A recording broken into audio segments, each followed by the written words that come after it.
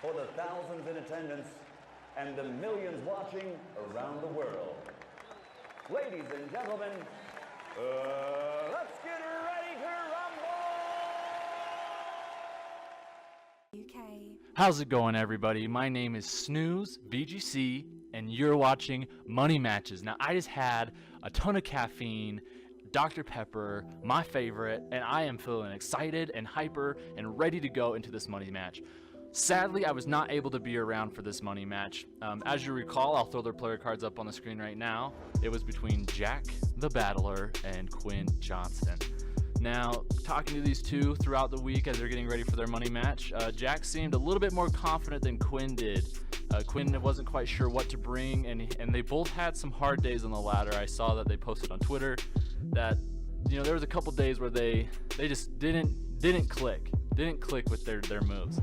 And so leading up to this, they've had some hard days, they've also had some good days, but I'm excited to see how they can adapt and if they can move on from those tough days getting ready for this match and really buckle down and focus. So I only have the replays, so that means I'm not going to be able to do a team preview for you. I was just going to jump right into the match here. And we are looking at the side of Quinn versus Jack. So we're going to go ahead and get into it.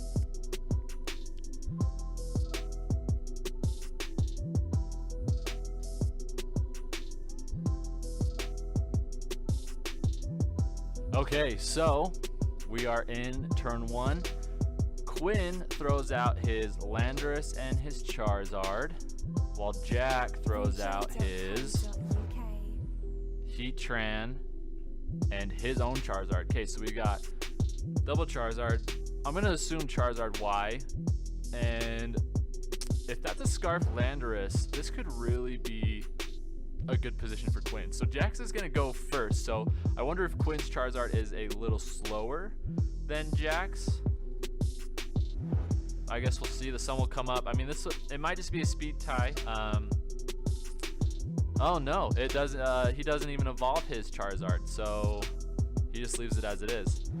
Okay, so that looks like it's going to be a Scarf Landorus, 100%. So that's going to put Jack in a little bit of a tough position. Now, the good thing is, since it's Scarfed, this Heatran is in a really good position to just kind of attack, since it can take several, as you can see, Rock Slides. It ain't doing nothing to big boy Heatran. Jack's going to switch out his Charizard into Coco. I don't know if that was the most optimal move that Jack could have made. If you think about it, so say Charizard goes down, right? Charizard goes down. That means that Heatran would have taken this flamethrower that's coming into that Coco slot right now, boosting whatever. I'm assuming it's going to be a Heat Wave in this next turn. Yep, that would have boosted the Heat Wave, making it so that he probably could have got the one shot on that Landorus, actually. Now, the thing is, you would have lost your Charizard, but if Quinn brought his own Tapu Koko, I don't think it would have mattered either way if he lost the Charizard or not, because he's just not in a good position for Charizard. He needs to get rid of some threats.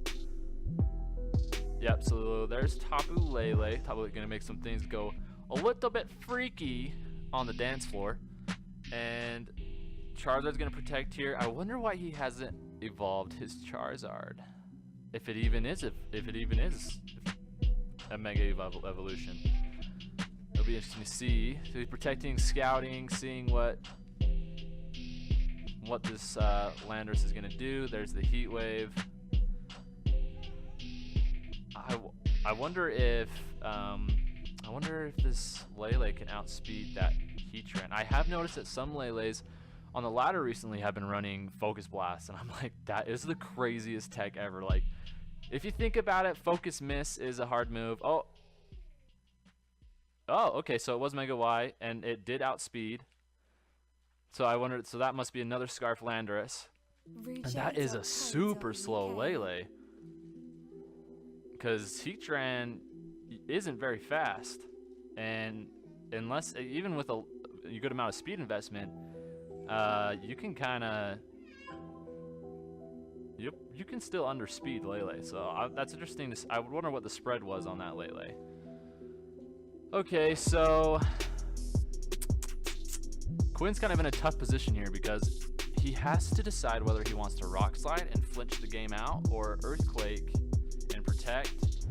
Well, I guess Rock Slide is just kind of the better move anyways, right? There's no reason to Earthquake here, because you can just Rock Slide and Thunderbolt. I don't know why Jack decided to switch in his Charizard there. Oh, my baby's crying.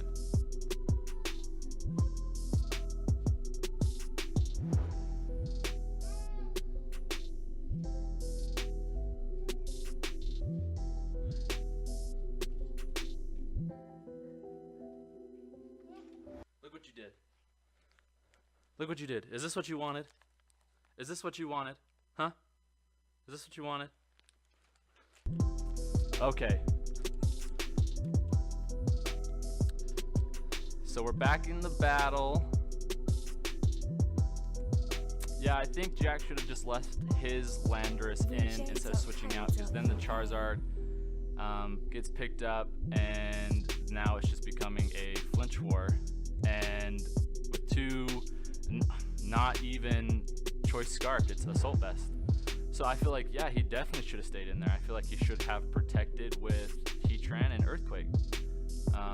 In hindsight, maybe he was afraid of the Hidden Power Ice on the Coco, but seeing as Dazzling Gleam is here, that is not the case. That may be good information for Jack in Game 2, but it just looks like that Jack made some questionable switches in his mind. Obviously, I don't know his thought process or the context behind his move. They could have been very reasonable plays, but it just turned out in Quinn's favor that every switch that Jack made almost basically led to a knockout of one of Jack's Pokemon. So hopefully in Game 2, Jack can take the information that he got from Quinn and adjust. And so let's see if he can bring it out in a Game 3. So I'll pull that up right now. Okay, we're going to go ahead and get into Game 2 now, fellas. Quinn had a dominating performance in Game 1. Very impressive, Quinn. Hats off to you, my friend. We're going to see you get into Game 2, see if Jack can bring it back. Now, if I know something about Jack, Jack is very good at adapting to pressure. I think he thrives in it, actually. He loves pressure, and I think he does very well. And when there's pressure on, he doesn't disappoint. So he's going to go for his Landorus Bisharp lead, probably suspecting that Quinn would go with the same options that he did last time, which, I mean, I think if something worked Game 1, that there's almost no reason to lead at Game 2 unless you suspect, like, very, very suspect, really suspect that your partner, that the opponent is gonna counter that lead. It looks like Quinn was very smart in that regard and did go for the counter to a Bisharp lead. We're gonna go for the knockoff here, which is gonna do a huge amount of damage to that Amoonguss, and he spores. Oh my gosh, he spored an electric terrain.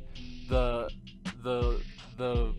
misclick, not the misclick, the lapse in thought and remembering that electric terrain is up. It happens to the best of us, and it's always happened to you at least once. You know it has, and it just gave Jack a free turn there. So he's gonna go for the Electrium Z, probably trying to get the KO on that Heatran. He does not want that on the field anymore. We'll see how much this does. Oh, he switched into the Heatran. Oh man, okay, like I was saying, oh, this is going so fast. I'm having a hard time keeping up. So many crazy things are happening. Like I was saying, Jack, he can thrive under pressure. He does really well, and he made a great play there and switched in his Landorus to take that Electrium Z, and that Bisharp is still around, just causing problems. He goes for the Rock Slide there. Doesn't pick up the Charizard, so I wonder if that's a very bulky Charizard that can survive that. Survive a Rock Slide. I know that it takes about 100 HP and like 100 defense to survive a Jolly Landorus Rock Slide most of the time. So that could probably be a very, very bulky Charizard, but I guess we'll never find out because it just got KO'd, doubled into there. Now last game, the Tapu Koko went before the Landorus, but there's still some mons that I'm like, did it really outspeed that? Because I think it's faster, unless Quinn's Pokemon are just kind of slow. There's the Sucker Punch. Gosh, that does so much at +1. It really does. There's the sucker punch, and here comes the thunderbolt, probably into the Bisharp. Obviously, he doesn't want to. That's going to take care of the Bisharp. The crit, it probably didn't matter. Bisharp's not the most bulky monster, but Bisharp did work that game. Did work. He just damaged so many mons. Knocked off berries, sucker punched Iron Head, got a KO, and I think Bisharp did more than it needed to that game. So now it's just become, I think Quinn's just going to try to play to his outs, which is, flinch his mons away. Yeah.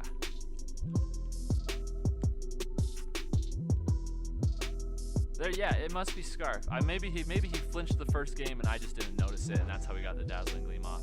But it must be another Scarf Landorus. That's definitely gonna be a tough match to come back from, because now Jack's switching out the Landorus, saving it for Earthquake in the back. If all else fails, he has Scarfed Earthquake, and the game's over for Quinn. I think he's just playing it out at this point. And Jack making the excellent play there to return to withdraw the Landorus so that it can come back out and just get the KO with Earthquake, make it a guaranteed win. Very well played on Jack's end of that game. Quinn made a mistake of trying to spore an electric terrain, which gave Jack a free turn and a lot of momentum. That also hurts you as a player mentally when you make a mistake like that, because you just think it's so.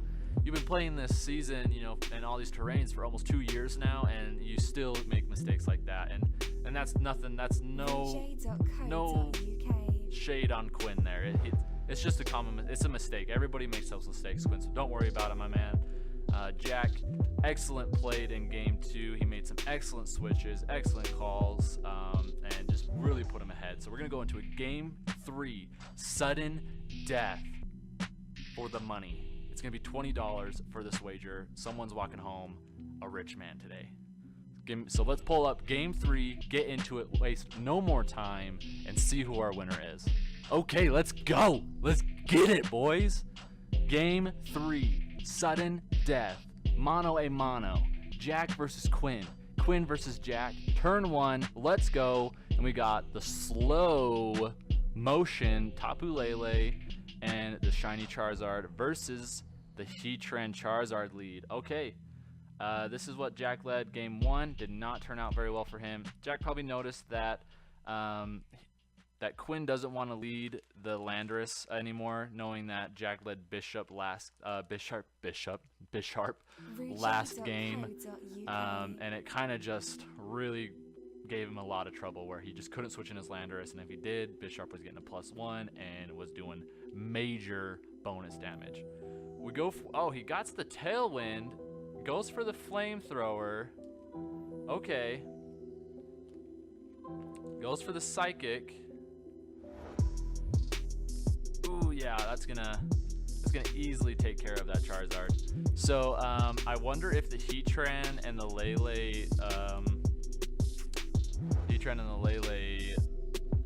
speed tie, or if I just missed a flinch somewhere, which it could have been very possible I missed the flinch, but I just know that the Heatran went before the Lele in game 1. So now, Heatran is set up right now, my man. He got Heat Waves for the days, and Landorus has Rock Slides even more than that. It's going to be so easy to go Heat Wave Rock Slide here, pick up the KO. Quinn has nothing to stop Tailwind. It doesn't look like he has hardly any speed control of his own besides just being a fast Landorus, and he's going to need some key Heat Wave misses here if he wants to get back into the game. Jackson's such a dominating position right now, realizing that maybe losing the Charizard, getting the Tailwind set up with the Heatran and the Sun is probably going to be more beneficial than anything else. And I think he's right. I think this is just going to set Jack up to make this an easy game 3. Saving that tech, I think, until the last game was, I think, very smart on Jack's part, not revealing anything that he doesn't have to. Okay. The Landorus is still going to outspeed the Heatran in Tailwind. That's okay. I feel like that's okay, because next turn the Landorus is going down. He can't switch out.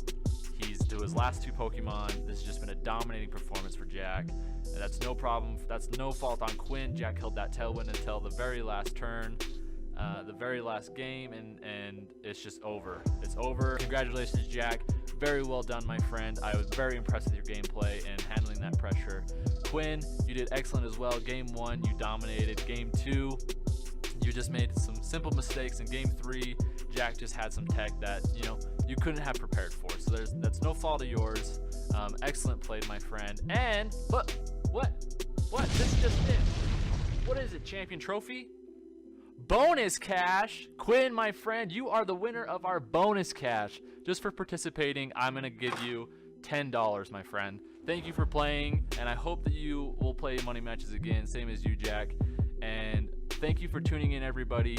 I'm so happy that you're enjoying these money matches, and I can't wait to get another one for you. Keep playing, keep battling, and I'll check you later, ladies.